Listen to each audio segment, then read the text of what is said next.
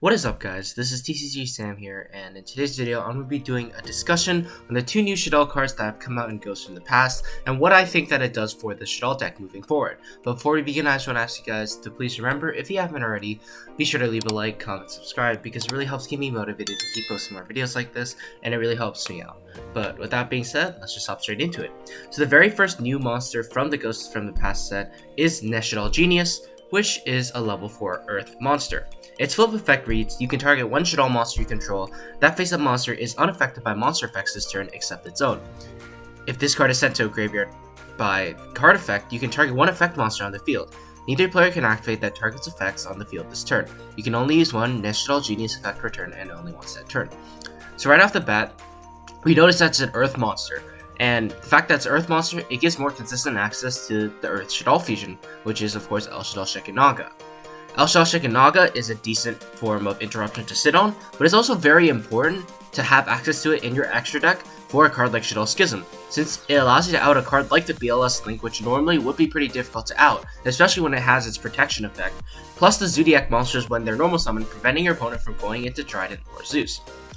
But of course, NEHSHADDOLL Genius's effect when it's sent to graveyard is super important because it gives SHADDOLLs a form of hard interruption which they didn't have access to before, and it also forces out monster negates when going second. So when you're sending it to the graveyard with a card like maybe like SHADDOLL Fusion going second, you can use it to chain block your important effects like Winda and Construct and force out an interruption with the NEHSHADDOLL Genius, since your opponent pretty much, if they don't negate it, their monster negate is pretty much done anyways. But it also allows you to send it to the graveyard during your opponent's turn to act as a pseudo effect veiler / infinite impermanence, where if you bring back, let's say, a HELSHADDOLL Construct with HELSHADDOLL Incarnation, fusion summon it with Schism or HELSHADDOLL Fusion, or just use Sinister Shadow Games, sending it to the graveyard and then negating something on the field. So its sent to grave effect is pretty exceptional because of this new utility that it offers SHADDOLLs, but I can't really say the same about the flip effect, since it's pretty much useless unless you preemptively flip it on a winda. But like 9 times out of 10, I think you'd rather have something else set off of like your Wendy or something and then flip it up with like a HELSHADDOLL Incarnation or Sinister Shadow Games. Like, I think you'd probably rather have a Skomata or a Dragon set to use as interruptions to protect your winda as opposed to NEHSHADDOLL Genius targeting your winda to make it unaffected by monsters.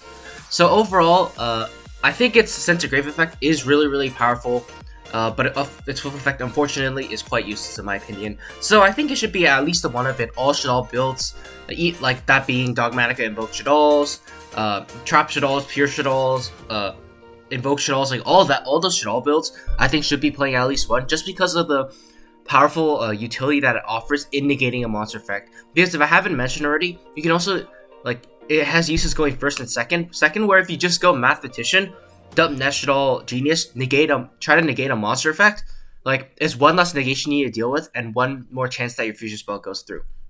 So yeah, overall my verdict is it should probably be a one-of in most if not all SHADDOLL builds. Although Shekhinagah in the extra deck is not needed, I just feel like it does give an extra form of security with the Schism, allowing you to out huge monsters that you normally wouldn't be able to out, like Zodiac monsters or the BLS Link. So that's going to lead me to the second SHADDOLL monster that's coming out, that being HELSHADDOLL Hollow, which is a level 9 fire monster, which reads, its flip effect is, you can target one face-up monster your opponent controls, send one SHADDOLL monster with its same attribute from your extra deck to the graveyard, and if you do, banish that monster. If this card is sent to the graveyard by a card effect, you can send cards from the top of your deck to the graveyard, equal to the number of different original attributes among the monsters on the field. You can only use one HELSHADDOLL Hollow effect per turn and only once that turn. So right off the bat, we notice that's a level 9 fire, and being level 9 at such a high level is not really a problem, since you can summon it off of Wendy anyways, or you can just use it for a fusion spell regardless straight from your hand. So it doesn't really matter that it's a level 9 at all. Because once you summon it off of Wendy, it doesn't matter, like I said, and if you use it for fusion to chain block, like, levels don't matter for fusion spells. Its in the graveyard effect could potentially trigger many SHADDOLL effects and put spell and trap in the graveyard to add back, or put utility spells and traps like SHADDOLL Core or HELSHADDOLL Incarnation into the graveyard, sort of like a mini Chaos Ruler Synchro effect that Dragon Link has access to. But in this case, you have very consistent access to it by dumping Skomata. Skomata can dump this as well, and then you can send any Shaddoll, pretty much you have a chance to send like however many Shaddolls to the graveyard and trigger all their effects. So in a way, it's kind of like having your very own Chaos Ruler Synchro, which is just a super powerful card. Its flip effect, unlike Genius, however, I feel like can be super useful, since it's a very powerful disruption after summoning it off Wendy if you have a card like Shaddoll Incarnation in the graveyard, or you have Sinister Shadow games face down.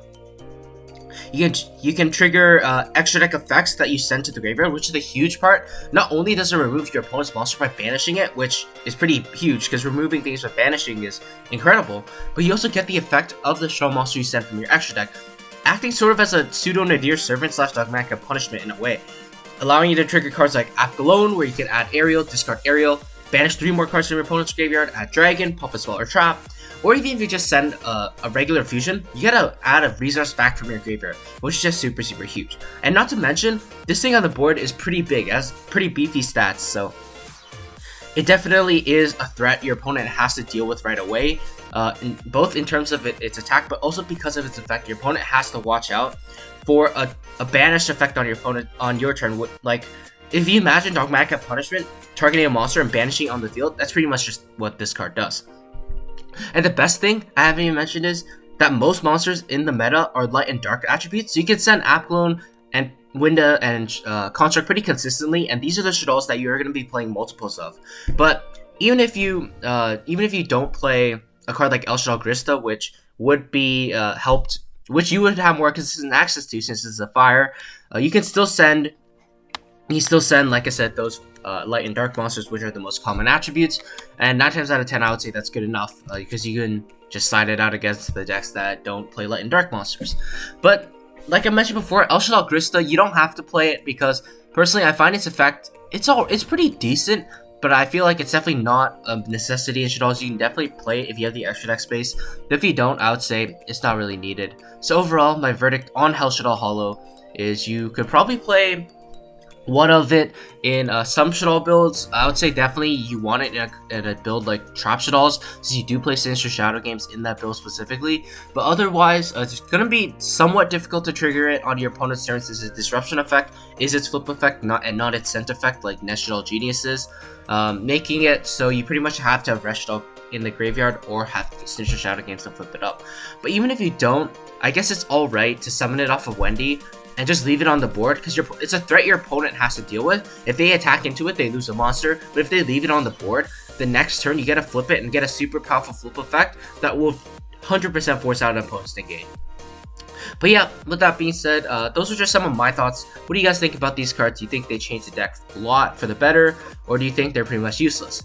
So let me know in the comments below, and with that, I hope you guys enjoyed the video. If you did, let me know in the comments below by leaving a like, comment, subscribing, and like once again, I will see you guys soon. Take care.